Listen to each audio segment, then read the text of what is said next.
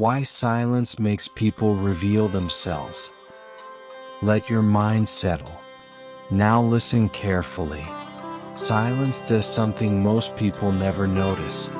It does not just change how people treat you. It changes how people expose themselves around you. Most people think silence is empty. In reality, silence is a psychological mirror. When you stop filling the space with words, the human mind feels uncomfortable, and discomfort makes people talk. Not because they want to, but because their mind needs relief. This is where the power begins. When you remain silent, you are no longer reacting. You are observing. And observation gives you control. The human brain is wired to seek closure. Unanswered space creates tension, and tension demands release. So when you do not speak, others speak for you. They explain. They justify. They reveal intentions, insecurities, and motives they never planned to show. Silence removes pressure from you and places it on them. Most people cannot sit inside that pressure. They rush to escape it, and in doing so, they reveal who they are. Think about conversations you've witnessed.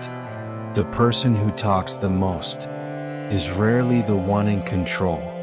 They are the one trying to steer perception, trying to manage how they are seen, trying to avoid being judged. The quiet one? They are gathering information. Silence forces others to fill the gap with their true selves.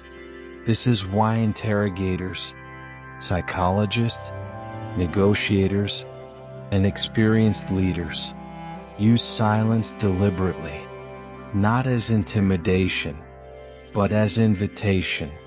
An invitation for the other person to speak more than they should. When someone talks freely, they leak truth, not in facts, but in patterns, tone, word choice, speed, emotional spikes. Silence allows these patterns to emerge. Let's talk about a critical psychological law. The person who reacts less controls the interaction. Reaction gives power away. Silence with awareness takes it back. When you speak immediately, you reveal your position, your emotional state, your priorities. When you pause, you reveal nothing. And uncertainty makes people nervous, so they try to reduce it. They talk more. They explain more. They offer more. This is why silence is misinterpreted as confidence. But it is not confidence. It is emotional regulation. And emotional regulation is one of the strongest predictors of dominance. Now here is something uncomfortable. Most people overshare, not because they want connection, but because they fear judgment. Silence triggers that fear. When you do not respond immediately, their mind begins to imagine what you are thinking. And imagination is always harsher than reality. So they rush to correct it. They justify. They defend. They expose. Not because you asked, but because silence asked for you. Silence is not passive. It is active pressure. But this pressure is invisible. That is what makes it powerful. Notice how children behave. When they are unsure of approval, they talk more. When they feel secure, they relax. Adults are no different. We just hide it better. Silence tests emotional security. Those who are secure do not rush to fill it.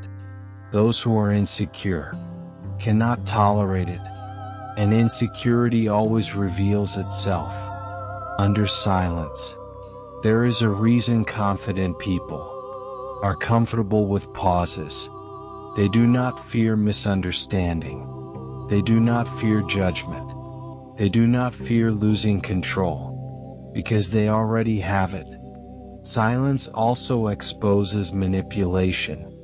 When someone is trying to influence you, they need your reaction. They need feedback.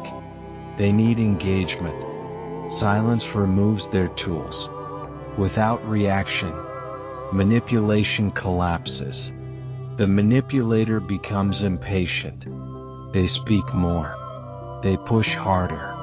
And in doing so, they expose their intent. This is why silence feels threatening to dishonest people, not because silence attacks them, but because silence does not cooperate. Now let's make this practical. Imagine someone challenges you, accuses you, provokes you. Most people rush to defend themselves. They explain. They justify. They argue. This feeds the challenger. It gives them material. Silence starves them. When you remain calm and quiet, the burden shifts. They must now support their accusation. They must fill the gap. And often, they cannot. Silence turns pressure back to the source. This is why silence feels like strength. Not loud strength, but unmovable strength. However, silence must be clean. Not passive-aggressive. Not resentful. Not emotional withdrawal. Clean silence is calm, present, and observant. You are still there. You are just not leaking information. Now here is the paradox. Silence reveals others, because it reveals nothing about you. And humans are uncomfortable with asymmetry. They want balance, so they give more. When you give less, this is why people confess in the presence of calm listeners. This is why leaders speak last. This is why negotiators pause after offers. Silence makes people renegotiate against themselves, because the mind hates uncertainty more than loss. But remember this, silence is not about manipulation. It is about self-control. Those who master silence do not seek power. Power follows them naturally, because silence filters noise. It slows the moment. It reveals truth. The next time you are in a conversation, try this. Say less. Pause longer.